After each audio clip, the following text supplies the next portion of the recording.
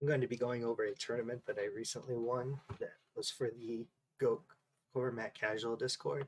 This is something new that Necromancies for Kids and I think TK Griffiths also both came up together. This is called the Goat Format Commander Tournament.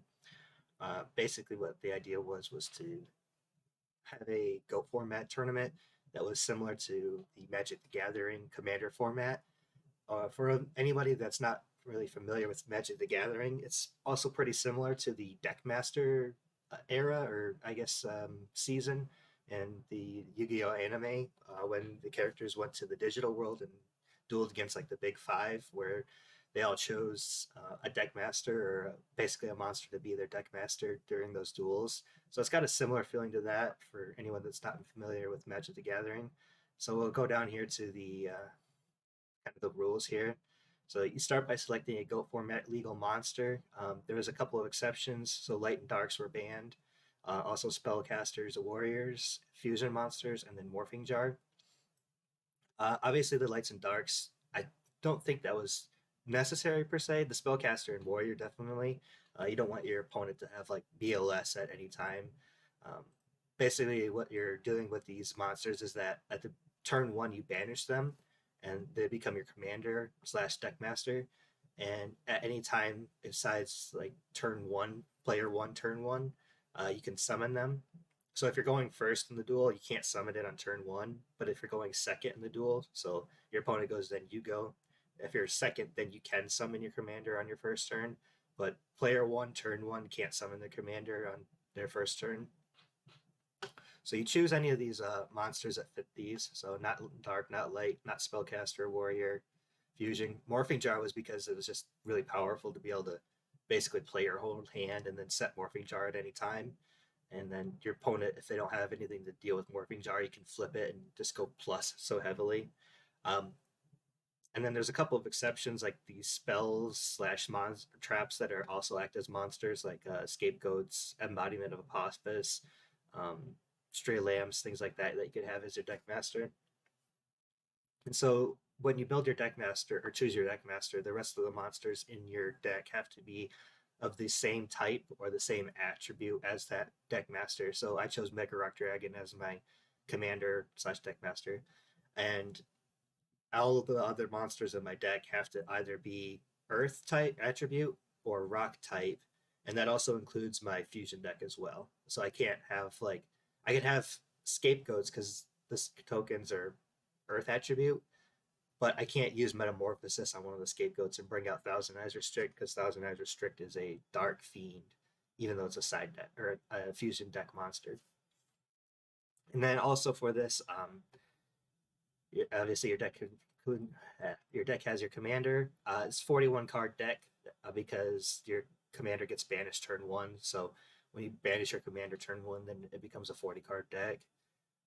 It's everything's limited to one copy of each. There's some exceptions for like Skull Servant and things like that, but everything else. So like Gigantes, if I can only run one Gigantes, I can only run one Grand Mark or Berserk Gorilla, things like that. Same for the spells and traps. You can only run one ofs for everything. Um, I'm not going to go over everything, but that was basically the gist of it. Is that turn one you banish your commander. Everything is one ofs. It has to everything in your deck, your monsters has to match the type or attribute of your commander. So it becomes very limiting, and it makes the deck building pretty creative and fun. So I'll go over to the deck that I created for this and kind of show what the strategy was. So obviously, Megarock Dragon was the commander, and the strategy was basically, for one, it's a good attribute because Earth has a lot of good cards that you can use. There's a lot of warriors, beasts, and good beater monsters, good flip effect monsters with Earth. Earth attribute probably has the largest selection of all the attributes, including like maybe not more than Dark, but since Dark is banned, it's definitely got the most. Water's kind of decent too, but I would say Earth is probably the best attribute to go with. So that gave me access to a lot of these just staple beater cards and beater good monsters, like warriors as well. So Goblin Attack Force, DD Assailant, Exiled Force, Mystic Swordsman level 2, and then I was able to run Rhoda because of those warriors. So the basic strategy was to have Megarock Dragon that I could summon at any time because it was the commander and was banished. And at any time, I could banish like 3 rocks, get him up to 2100. And then with those banished cards, I could either play Dimension Fusion and bring them back, or return for the different dimension and try to go for an OTK. So Grand Margot's just a good monster. Gigante is good, obviously. Rock Spirit is kind of like a second Gigantes, but a little bit weaker. Goblin Attack Force, good beater. Searchable by Rhoda, good beater. This was a late ad that was kind of mid. I thought it would be really good to have a spirit monster that's, a beater 2000 that I could just always have to like beat over, my opponent's monsters.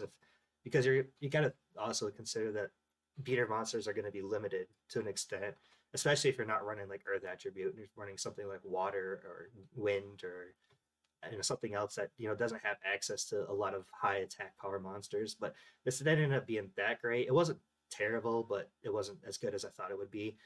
Chiron was amazing because back row destruction, spell trap removal was very limited. You're limited to one heavy storm, one MST, and then one dust tornado. And then after that, it's like, well, where's your spell trap removal? Like, it's pretty hard to get to it. So Chiron's effect was quite good. This is good. This was probably the worst card in my deck. This was also a late ad. I wanted it because gave me another rock target, which was good for another 700 attack to Megarock Dragon.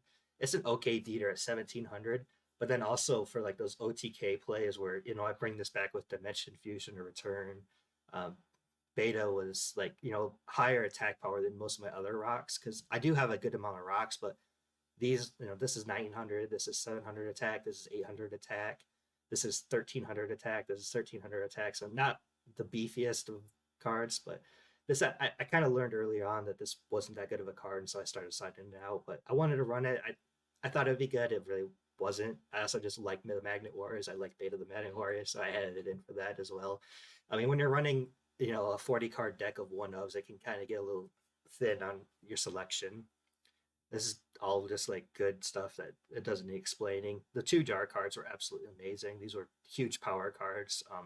Resolving these pretty much almost always won me the duels. Like there was only I think 1 or 2 duels in the entire tournament that I didn't win where I flipped over one of these jar cards. I went 5-0 during the tournament, so and all 5 of those matches went to game 3. So I did a lot of duels. I didn't just run through the tournament and stomp everybody. Every match went to game 3. So, anyways, like I said, these both were just absolute power cards. Having Megarock, obviously being a rock, that was one of the big things too. Is that I also gave you access to Jar of Greed or Cyber Jar. I mean, because Cyber Jar is a dark attribute. So otherwise, the only way to get it is to have a rock type as your deck commander or deck master, your commander. Otherwise, you can't get it because it's dark attribute, and you can't have a dark as your commander. All the spells are self-explanatory. The one that I wasn't entirely sure of was Mindcon, but it ended up being pretty good. I wanted it because just in case my opponents were running flip effects that I wanted to be able to just take and use, or more likely just to move something out of the way so that I can go for game with these OTK attacks, and that's pretty much what Mindcon did. So it was a good addition. I kept it in like I think every duel. The traps, they're all pretty self-explanatory. The one out of place one, I guess, or maybe not out of place, but Zing. This ended up being absolutely huge. Originally, this was going to be Giant Trunade because obviously, when you think of OTK decks, you think of Giant Trunade because it's such an important card. But with the way this format was, I'm not like it's not like a Rescue Cat deck where the OTK potential is just like always there, or you can always have OTK potential like on your opening hand, or at least like do a lot of damage because this takes a lot of setup. Like I need to get rocks into the graveyard, and then I need to get to Dimension Fusion and Return, which are both one ofs. So it's kind of a longer OTK. Like it needs a lot of setup. And so if I open up with Giant Trunade, then I use it once, and then it's like it doesn't do anything. It's kind of a dead card. Like I mean, it'll be good for like using it to get rid of like traps just to attack something and kill it, or attack in and do damage. But Zing, on the other hand, was just so good because you can see on my trap lineup, it was the same as a lot of other people's trap lineup, is that there's not a lot of chainables. There's 1, 2, 3, 4. I got like 4 chainables, I guess 5 with this one. And then some people were running like Jar of Greed as well. But there's like so many good things that you could hit that aren't chainable that the Zing just ended up being really good. Just to hold down like my opponent's back row. And again, as I said earlier, there's like so little spell trap removal that this is kind of like a pseudo spell trap removal just by uh, forcing your opponent not to be able to use those two cards. The side deck, I kind of put this deck together kind of late. I wish I would have worked on it more. The side deck was a bit of a mess. There's a lot of things I would have changed with hindsight. This was originally in the main deck, but when you're running like a rock earth type deck, anytime you tribute set a monster, everybody knows that it's going to be Guardian Sphinx. So there's no way to surprise your opponent with that. Like as soon as you tribute set, they know exactly that it's this card and they're going to play around it. And this was pretty slow, so it didn't really work out that great. And I ended up putting the side deck, and I don't think I ever ended up using it. King Tiger was great. I wanted to put it in the main deck, but I had too many low attacking monsters that would get killed by it. And then also like, these earth or these rock types that are getting bandaged and that I want to bring back with Dimension Fusion and Return so I can go for OTKs. They'll just get killed by King Tiger. And even though they're like low attack, like that extra, 1600 or something from just these two jar cards, that extra 1600 damage could be the difference between a successful ODK and not. So uh, King Tiger just ended up being in the side deck. He did come in handy. He got used against like Scapegoat and stall decks, so he was good. But just it was too counterintuitive to like what I wanted to do with the deck to be in the main deck. Des Wombat, he never came up, but it was just for anti-burn. I was really afraid of burn strategies just because of how grindy the format was with how the decks were constructed. So I didn't want to get caught off guard by burn, but he never came up. This was a complete waste card. Like I thought maybe that with how the format is that like because you have to have types, there's a possibility that somebody has like an all fiend type deck running like Dark Necrofear or something like that. It never really came up though. Like too many people had too many mixed types for this card to be good. So what it does is that when you summon it, you declare a type, and then whenever it battles with that type of monster, it increases its attack by 1,000, so it becomes 2,000. But otherwise, just 1,000. He's level 3, so like it's good to get underneath like Gravity Bind and level Limited Area B, stuff like that. But he just never came up. He was just a bad choice for the side deck. These were for more of like a stall strategy that I kind of had in my side deck with like the Swords of Revealing Light. I also originally had Ordeal of the Traveler in my side deck, but then took it out later, which I wish I would have kept it in. I never really used them, but there was potential. I mean, they're also both rocks, which is good for Megarock Dragon, and they just have good effects that can work well with stall. But it never really came up, mostly because like I did kind of, I don't know. I wish I would have kept the Ordeal, the Traveler, and so like a few more of my stall cards that I had in my side deck to be able to side these in and try to use that stall strategy. Book of Moon, I never used it. It was, which is weird because it's such a good card, like it's such a staple card, but I'm not running any flips that I want to like flip and flip back over, like Magician of Faith or Decoichi or anything like that. So it never really helped me. Like when they flip like Morphing Jar or Cyber Jar, like you just want me to flip them once and you're good. And then this flips itself, and then nothing else I needed to flip back down. Brain Control, this is just kind of the combo with like Grand Marg and the rocks, the Guardian Sphinx, but I never ended up using it. Giant Trunade, I don't think I ever ended up using that either. Scapegoats was just for defensive purpose, that in case I went up against like a really strong aggro beater deck. I never ended up using this either. Dispel, this was for anti burn strategies. So this kind of might look funny, but I mean, I like I said, I was really worried about burn decks, stuff like Wave Motion Cannon, Chain Energy, Level Limit Area B, Messenger of Peace, Swords of Revealing Light. This is what that was in here for, just to get rid of those continuous spell cards that are those floodgates, those burn cards that uh, people were trying to take advantage of the low spell trap removal. So this was really necessary. I used it in the finals against a burn deck. I never ended up drawing it, but I still feel like it was necessary in the side deck. This I never really used. This I did use. It was pretty good. This I used as well for spell trap removal. I used it twice, I think, in the tournament. The first time my opponent discarded a spell so that the swords could go off, and then the second time I used it, they didn't have anything in hand, so I thought it was going to go through, and then my opponent used 7 tools to negate it. So, I mean, it was a good card. It just didn't end up working out. Solemn, most people are running Solemn in their main deck, but I had so many life point pay cost cards that I needed to go off that I felt like I just couldn't run Solemn. I didn't want to get myself to where like Dimension Fusion was dead. So I mean, this is also the same reason why I'm not running like Injection Fairy Lily, and why Brain Control was in the side deck. One other thing, I wish I would have included Metamorphosis into the side deck. I thought about putting it in the main deck. The reason is that because Megarock Dragon is a level 7, and so because it's banished all the time, and I can summon it literally anytime I want, as long as I have one rock in the graveyard to banish to bring it out. If I draw Metamorphosis, I can just Metamorphosis it into the Last Warrior from Another Planet because it's an Earth that's level 7, and I thought that would be a pretty good play. The reason that I didn't end up having it is because I thought it would just be too much of a brick or a dead draw. Because even though it goes well with Mega Rock Dragon, like I also want to do my OTK strategy, and then the only other target I have is like Grand Marg, which I could get Ryu Senshi with Grand Marg because that's a level 6, but everything else is like level 4 or lower, so it doesn't work with anything else.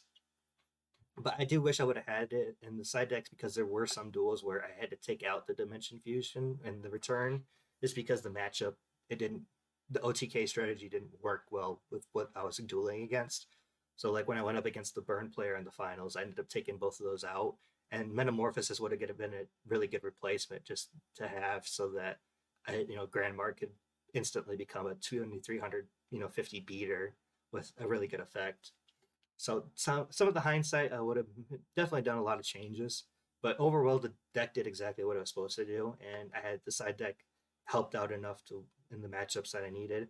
I also had Bottomless in the side deck that I ended up taking out, which was a mistake. I didn't want to give my opponent a target for Dimension Fusion, basically, by banishing something that was good.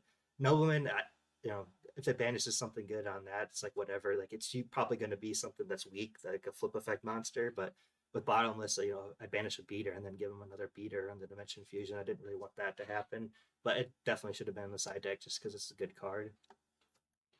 So now what we're going to do is going to go over to a replay.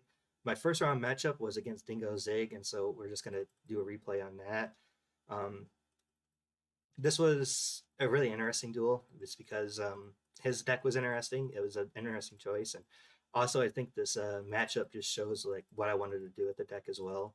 So right here, he has Ladybug of Doom as his deck master, which is an interesting choice because basically at any time he can use this as his normal summon and just set it on the field, and then have the flip effect to be able to destroy all of his opponent's level 4 beaters, which is what his strategy was. So right at the beginning, we banish our deck masters or commanders. I'm just going to play this out. I set Goblin Attack Force turn 1, which ended up not being a good idea, but I didn't really have any other plays, and I didn't want to just summon it out there and leave it out there in attack mode for no reason. So I set it because I did have I think I had ring set to protect it, but it didn't matter. So we're also going to see with Dingo's deck here that he's kind of got a stall strategy to his as well. Mine's more of just like an OTK, and then that's got like a little bit of a burn strategy. Magic Cylinder was like really big during this tournament. Um, Negating attacks was big, obviously, but just the burn damage was so big because it softened up my opponent's life points that it gave me more opportunities to go for those OTKs. So I had to do these like by manual because if I fast forward my computer streaming, like it'll lag out really badly. So I just gotta manually go through these. But right here we're going through, and obviously off the Cyber Jar, big because it lets me get through my deck. Gives him opportunities though, so he got the Swords of Everything Light, which is bad for me because I don't really have any way of dealing with it, and that's gonna let him stall out. I saved the knock for the Ladybug, obviously, which is really nice. Right here, he pot of greeds into the Graceful Charity, which is great for him, but terrible for me. I still can't do anything because of the swords, so he's going to be able to pretty much do whatever he wants. I made a mistake here by leaving the Giant Rat in attack mode. I didn't really think about it, but like, yeah, I should have thought about like recruiters and stuff, and that's what this Howling Insect is going to do, is give him the research that he needs. So I definitely should have put that in defense mode. But when you're playing against like these, such obscure decks, like you don't think of that. That was also one of the really nice things about this Commander format tournament is that you got to play with completely different cards. Like it's so nice to be able to do a Go format duel where you don't see Gravekeeper Spy and Chaos Sorcerer and Magician of Faith and Blade Knight and Rhoda every turn that you're playing the game. Like you get to see different cards and use different cards, and uh, that was something that like a lot of the other people in the tournaments commented on as well, is that they really enjoyed being able to use different cards. So right here, I kept the Dimension Fusion off the Graceful Charity because I had enough life points to be able to use it at 5,800, and I thought it would help me with my OTK strategy because I pretty much had everything I needed. I got like 4 rocks in Graveyard, so it would have really worked out well. And I didn't think I was going to be able to lose enough life points to where Dimension Fusion would be dead. But my opponent flipped over the Swarm of Scarabs and used the Smashing Ground and completely cleared my field. And now he's going to hit in for a bunch of damage. And that's going to take me below 2,000. So now the Dimension Fusion is unfortunately dead. So I ended up choosing the wrong card there to keep off the Graceful Charity. I'm pretty much just in a bad spot right now anyway. And so now I have to go for the Megarock Dragon on a desperation play. And he's going to have something like Book of Moon or something, I think. Yeah. So now we're going to end up going into game two. I didn't really change a whole lot on my strategy. I think I put D-Spell in Magic Drain. Yeah, Magic Drain. Just to like take away his stall ability with like the swords and stuff. So he's gonna play swords here, and I'm gonna play the Magic Drain, but he does ditch the premature. So, I mean, it obviously didn't do what I wanted to do because I really would have rather the swords not gone through, but it did at least cost him a premature burial, which is a good card. Right here, I got really lucky on the Mind Con. I was thinking about saving this because of the Ladybug that he could set at any time, and like the only other answer I have to that is like I guess Exiled and Mystic Swordsman level 2, and also Knock. But so I got a couple of answers, but I just had nothing that I could do with the situation, and I didn't want to let him be able to like flip flop stuff because I know that's what his strategy is with these insects. So I ended up mind conning. I got really lucky that it was this one and was able to destroy the swords. So I didn't have to sit behind that and basically lose the game because of it. And accidentally attacked there. I can't attack with that because it was my conned. So he's gonna flip flop that and destroy my back row. Right here again, he pot agrees into Graceful Charity, and um, once I saw him play the Graceful Charity, I think he attacks with this and puts it on top of his deck, and then plays the Graceful Charity. Once I saw the Graceful Charity, I'm like, oh god, here we go again. He's gonna pot Graceful again and get like such a huge lead, and I'm not gonna be able to come back from it. So this is a weird play, not really ideal, but because I have the Call of the Haunted, it's not that big of a deal because I can just always bring it. I'm just always able to bring that back and use it again.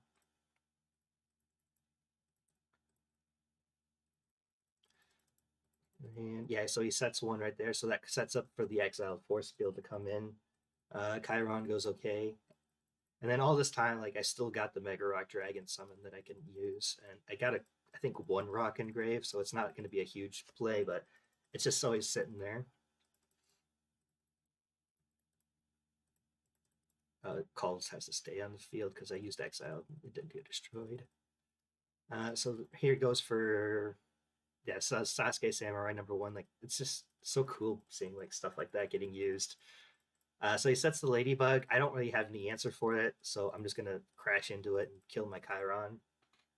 I thought about using Chiron's effect with the Smashing Ground on his back row, but he hasn't used it at all.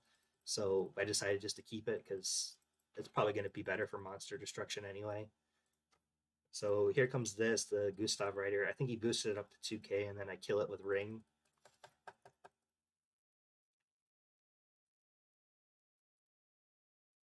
Yep, right there.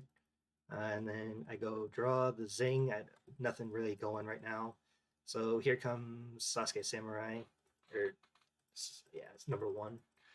Not a big deal, not a lot of damage. Still 3,800, so I can still play Dimension Fusion if I need to. And then right here, he sets the Ring of Destruction, so I'm able to play the Zing on that because neither of them can be used. This was just set, and then this one doesn't have any targets. So Zing coming in big right there. Basically, I have to Smashing Ground this so it doesn't kill the the giant swords of stone with its effect. He doesn't have anything. Now I'm just going to start attacking with the giant soldier of stone because I know I have the cyber jar as a backup. Like I said, these jar cards are just such huge power cards. He goes for that. And then I think next turn I flip over the jar and it ends up right here. I got the dimension fusion, which is one of the pieces that I need. I flip over the jar and that gives me enough to be able to go for an OTK, I believe. And so here's the jar.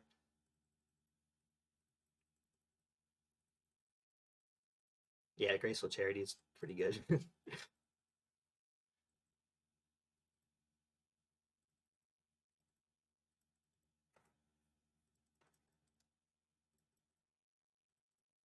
The pot wasn't, that was one of the cards that he banished. We had missed that, but it ended up not mattering because I was able to win on this turn anyway. So what I'm going to do here is I'm going to obviously Graceful Charity right away. I keep the Rock Spirit, and then I use the knock on the face down monster. Or maybe not. I think I do eventually, but yeah, premature for the Chiron, and then you ditch the Delinquent Duo to kill the this one because these other two are under Zing, so they can't be played. So that means there's no back row to worry about. There's the knock, banish for the giant soldier or the rock spirit, and right there that's enough for game. But I was also just gonna make sure and like start banishing for Megarock, but he made a defeat. So that was kind of the strategy right there. Is right there the Cyber Jar into the OTK with the Dimension Fusion and Megarock Dragon. You didn't actually get to see it because he just admitted defeat, but this one you'll actually be able to see it. So right here, this is the most value I got out of Beta Magic Warrior is normal summon and he eats a trap hole. That was Beta's highlight. So he's gonna flip over Slate Warrior, which is really cool. Like seeing this get used as well. Like it's not a card that you see often, and now he's at 2,400. So he's gonna be in for a bunch of damage here, and I'm kind of in a bad spot because I don't really have anything to deal with the Slate Warrior. And then plus he's got this, so that would potentially kill my Cyber Jar. So I'm just kind of thinking things over, and I'm like, all right, well, I'm gonna special summon the Rock Spirit here, or the Gigantes. I'm gonna just try to kill this. Hopefully, there's nothing that will stop it, which there wasn't. And I need to kill this so that I can have my Cyber Jar. And then he forgot to call it on the first one. He calls it now, and I believe he calls it wrong. Tails. So I got lucky on the 50-50 there. That makes my Cyber Jar now okay to play. I get back a little bit of life points, which is good for me because I need the life points. That's also something I didn't run because I didn't want to give my opponent life points. I know most people think of this as like a free card, like basically the same as a Jar of Greed. Obviously, it's not. Like with my strategy, my OTK strategy, plus a little bit of burn, like I did not want to give my opponent's life points, so I definitely didn't run Upstart Goblin. He attacks the Cyber Jar, and this is gonna do what Cyber Jar does: is give me a bunch of cards that I can try to set up an OTK with. It doesn't happen right away, but it eventually does happen.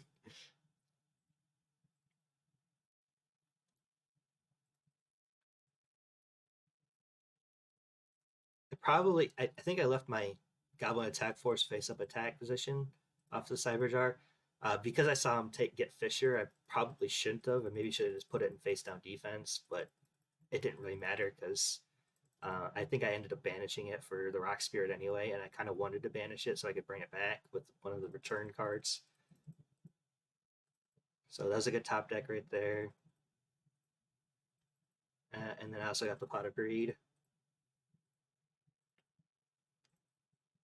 So I don't go through anything crazy quite yet because there's just so much on the board. I know there's a Howling Insect, and I know that there's a Magical Merchant. The Magical Merchant I'm not too worried about.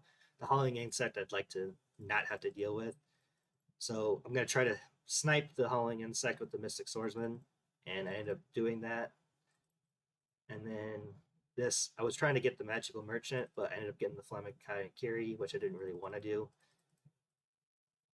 But it ended up not being that big of a deal. And then I set all my back row because he knows pretty much all my back row that I got off my Cyber Jar. So he gets unlucky and hits the worst one, the Trap Dust Shoot. That's not gonna. That was like the least important, basically.